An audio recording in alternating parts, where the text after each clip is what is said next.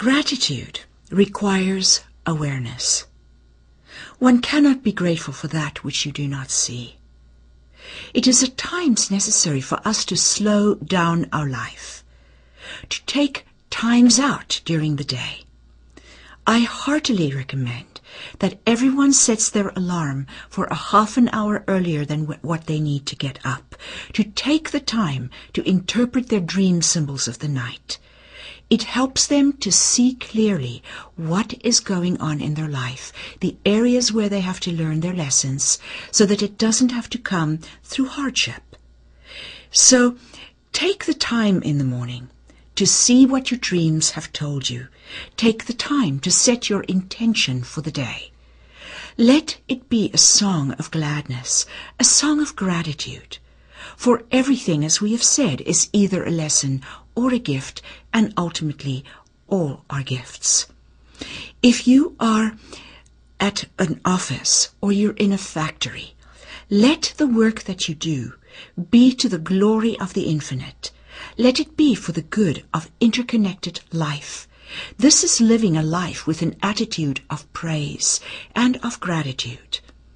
If you are doing mindless work, let it become like a mantra. Let every object that you pass receive from your hands love from your eyes, gratitude and praise. And as you do this, you fill it with frequencies that enrich everyone that follows behind you. I will never forget the beautiful poem that Robert Frost wrote, A Tuft of Flowers, where he goes through the fields and they are harvesting the grain. And there is a very clumsy sort of a farmhand in front of him, and he is highly educated. He follows behind him, cutting the grain. And then he notices that the farmhand leaves a tuft of red poppies standing in the middle of the field that he just couldn't bring himself to cut because they were that beautiful. Love and praise and gratitude, they require awareness, not education. They require full attention to the moment, not some highfalutin philosophy. They are in the moment. They are not in our thoughts. They come from the hearts. And so, if we take a look at gratitude, how mindlessly have we passed by the beautiful bush that blossoms in our neighbor's yard, the wonderful little sound of children playing in the backyard of someone as you drive by their house with your window rolled down, the fresh air of the spring, or the beautiful rustle of autumn leaves as they fall. My brothers and sisters, it is time for us to live the life of a poet. As we live with great awareness to the beauty, to the way that the light falls upon the cheeks of our little girl, or on the back of a horse as it stands grazing in a pasture. This is the eyes of an artist, of a poet, and these are the things that engender awareness. If we take a look at the words of the watercolorist Turner, who's one of the masters of English painting, at the end of his life he said that he had never ever seen anything ugly, because even a spilled wine glass, even crumbs on a tablecloth became something to paint. It became already a framed artwork in his mind. If we can see life through this elevated state of praise, state of awareness, gratitude will fill our being. The psalmist writes about the human body, as does the poet Walt Whitman, saying essentially the same thing.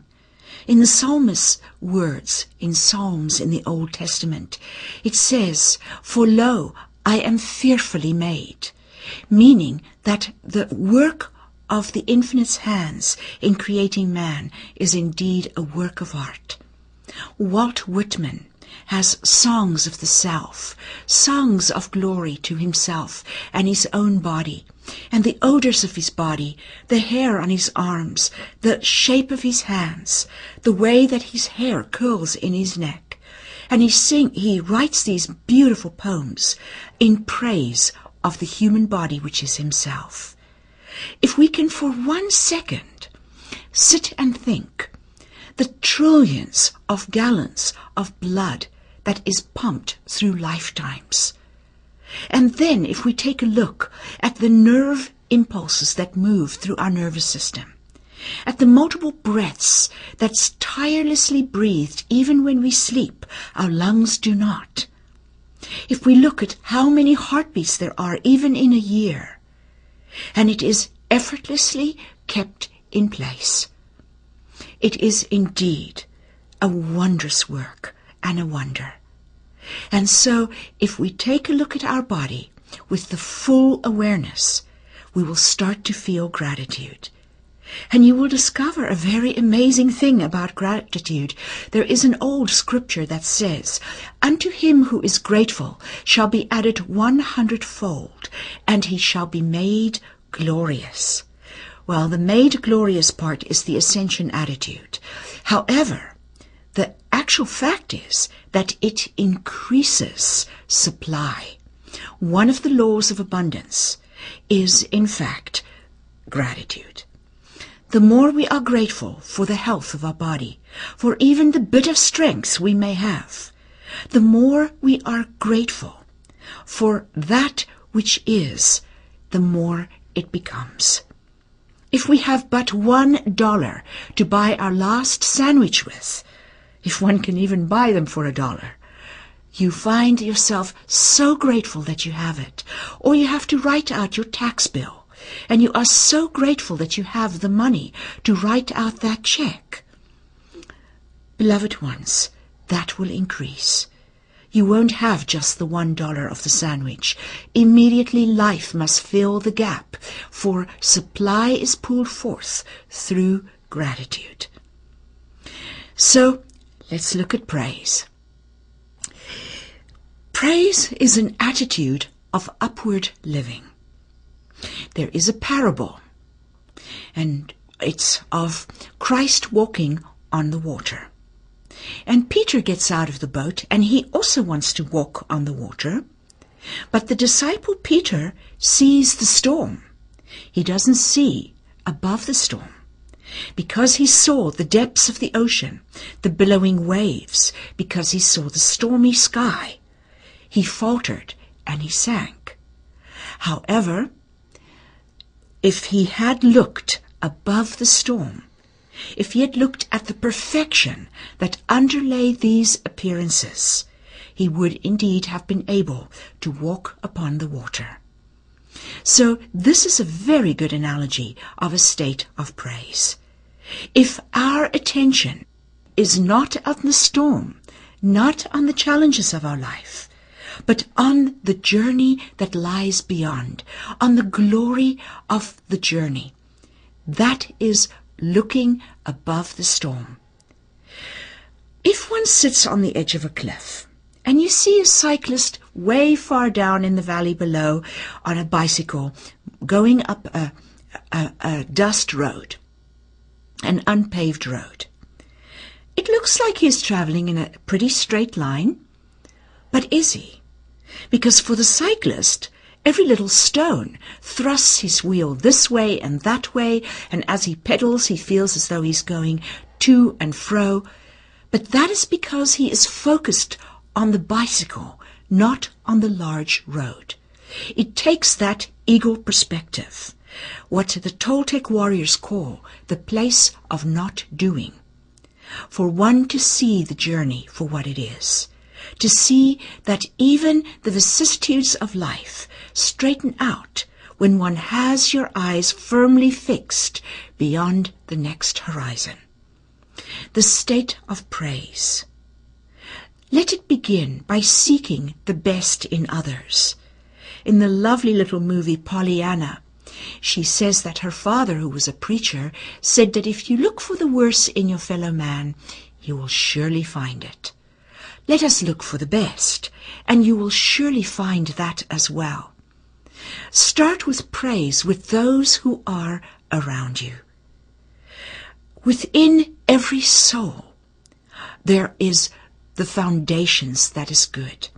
And you will find in even the greatest fool, wisdom lying like diamonds in the dust, waiting for you to extract them. The starry skies above us, the answer to that starry sky is the infinite within your fellow man. Think of him not as a bundle of aging flesh, but think of him as a consciousness superimposed over all that is, as vast as the cosmos. That he is, that you are also. Therefore, you are one. And so, as you take a look at him, let praise fill your heart for this creature who is your fellow man, who is such a miracle. If you compare a baby to the far-flung reaches of space, one would say that perhaps space is more noticeable, more dramatic, more impressive. But not so. For what is most impressive is that something as vast as the cosmos could embody in such a small bundle, and a bundle of joy. So let praise be there, but yet again, it is requiring awareness. So, as we now come to love, my brothers and sisters, the place where love begins is with yourself. You cannot love others fully and in balance if indeed you do not love yourself. Well, there's another interesting fact that precedes this. You see, you can't love yourself until you know yourself. Self-knowledge is the absolute key to self-love, self-respect. So, if you wish to cultivate self-love that you might also love others, it is necessary to observe yourself in your environment. Sit on your porch, or if you live in New York, sit on your rooftop. Watch the starry sky above you. All that is without there is in fact but a mirror of what is within. If you can see it without, it is because it exists within. See the beauty of a rose unfolding, perhaps on a windowsill, in a small apartment in the busy streets. But as it unfolds in its purity and pristineness, see your own consciousness unfold as an ascended master in the becoming. All around you, you will notice that you are seeing yourself. Know why you do things. The Toltecs call this stalking the self mercilessly. You don't allow sloppy thinking, because sloppy thinking leaks out your energy, and the energy is vitally needed for your consciousness. If we take a look at awareness, because we're looking a lot at awareness as the foundation of these ascension attitudes. Awareness is in fact coming from how much you can know in any given moment. And what you can know in any given moment, the left brain knows only the smallest particle of, because it deals with the known. It is the right brain, the non-cognitive thinking, that deals with the unknown. And from a human's standpoint, from our vantage point, the vast majority of the cosmos is the unknown. And so the unknown in the cosmos is accessed through right brain. And right brain speaks to us, as we have said, through feelings, non-cognitive information. Now, if you have only got a little bit of energy, which is why we keep equating energy with consciousness, if you have only a little bit of energy, the left brain, in its dialogue, if it is still there, will suck it up. It uses every bit of energy. That is why masters don't have to sleep much. In my own life, I can go for days without sleeping, and I won't even notice that I am tired unless I have to do something that is very analytical. And even now, I'm training myself to do the analytical without analysis. So the point is that as you use up or drain or leak out the necessary energy, then there's not enough energy to access what the right brain knows. And so awareness stays very limited. That's how awareness and energy equates. So as you live a life and you are aware every moment why you are making the decisions, do they come from those prison bars of conditioning, the social conditioning that you've received for most of your life? Do they come from the personal labels? Do they come from incorrect feelings because you have not truly eliminated those labels? Where does it come from? To stalk yourself mercilessly is to preserve energy. Act only when it's needed. Interact sparingly with those who would drain your energy. Do not save those who use it as a method of manipulation. Do not save, but assist. Do not keep assisting when others prefer to stay on the treadmill, being helpless and validating themselves through the care that you give and your assistance in trying to get them off. So, as you have the self-knowledge of knowing why you do things, of seeing yourself in the beautiful mirror of your environment, you will start to love the self. You must, for you will be revealing the perfection, the beautiful foundations, diamond-studded, that form the basis of your soul. For within each soul there is goodness. If we have earned the right to be at this time of the ascension, we have earned the right to be regarded as part of the infinite's holiness. So, as you love yourself, love will then pour to the rest of creation. Your relationships will become balanced.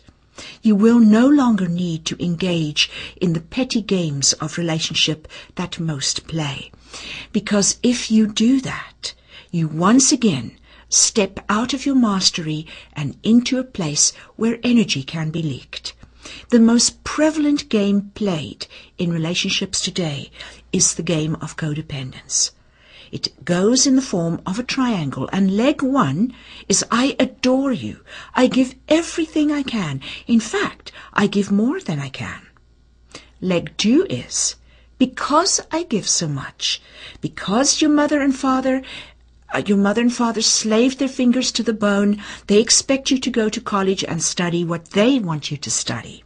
Because I love you so much, I expect you to be home when I'm home and not to leave the house. Control. Leg two is control. Because I gave, I have the right to control. And then leg three is why so many relationships continually end in blow-ups, end badly. Why won't you let me control you, which normally is phrased in why won't you let me love you? Why won't you let me give to you? Well, because it comes with a price. But no, the person doesn't see that, and then usually they are deeply aggrieved that you will not play the game that they regard as love, but it is in fact codependence. It is not real love. And so, my brothers and sisters, you will not need to engage in that, because you will be in a place where your own love floods your soul. When this happens, and you have love and praise and gratitude, the three central chambers, if you think of the DNA as a petaled flower, 3 petals around a single core, then 7 petals, and then you have 12 petals. And the mathematical formula for our DNA as a master is, in fact, you have the circle in the middle, then you have 3, then you have 7, then you have 12, then you have 20, then you have 33, and then you have 54. So as you live the 3 core ascension attitudes, the 3 central petals come online. Around them are the 7 supporting attitudes, beautiful attitudes, and we have written at length about them in the book Journey to the Heart of God. They've also been written about in the book A Life of Miracles. The 7 supporting attitudes have the ability to work with failure. Native Americans say that a day without failure is a day without growth. It is a day where you haven't stood on the edge of the cliff and flown. Then we have the ability to live in eternal time with full awareness to the moment. Then the 3rd petal is reverence. Reverence for all life. The 4th petal is self-reliance.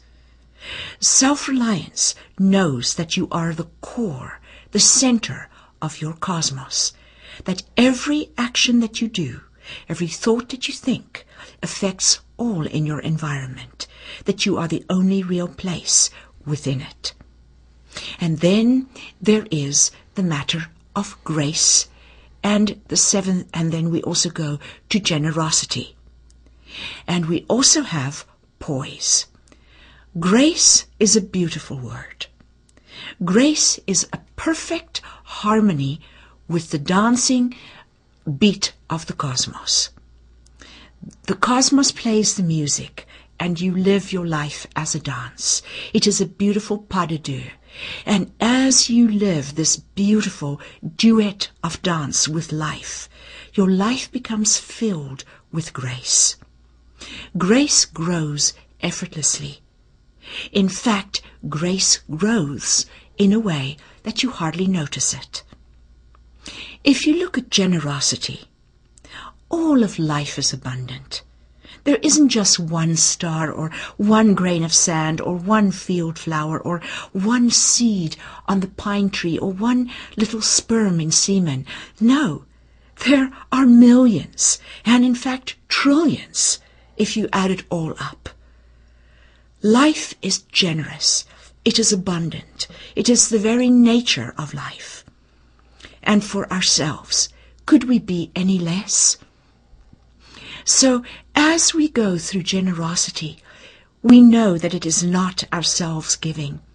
In fact, I should try and remember the words of the beautiful, beautiful piece written on generosity, on giving, in the book called The Prophet, by the Lebanese philosopher and poet Khalil Gibran.